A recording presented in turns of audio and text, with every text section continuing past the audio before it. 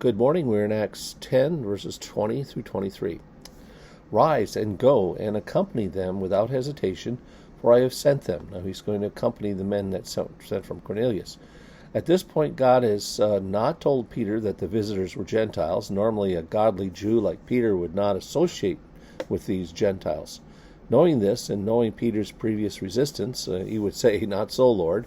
He said no to the Lord quite a few times. God simply surprised Peter with the knowledge that these men were Gentiles. And all Peter needed to know was that the Spirit had said, "I have sent them." Verse 21, and Peter went down with the men and said, "I am the one you are looking for. What is the reason for your coming?"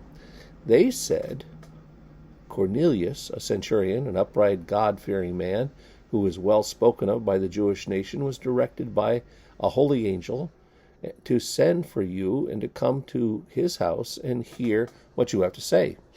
Peter must have been shocked. He opened the door, and here's these two servants and a Roman soldier, and this is Acts 10:7, at his door. He would have known immediately that they were not Jews, and he would have wondered why God told him to go with them and why God has sent them. The idea that God could send and use Gentiles was entirely new to Peter. It was entirely new to the early Jewish Christian church. God was expanding Peter's mind and heart. The messengers from Cornelius came with an invitation. Peter was to go to the house of Cornelius, who wanted to hear the words from you.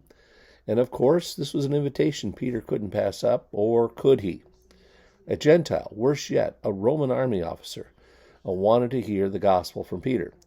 Peter never did anything like this before.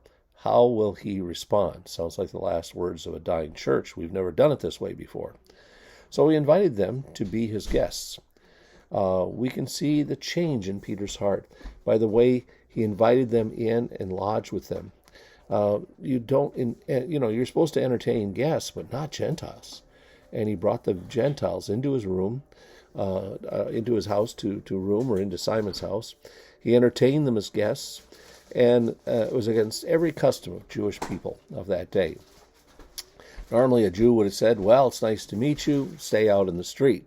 By entertaining these Gentile guests, Peter went against the custom and traditions of Israel, but not against God's word.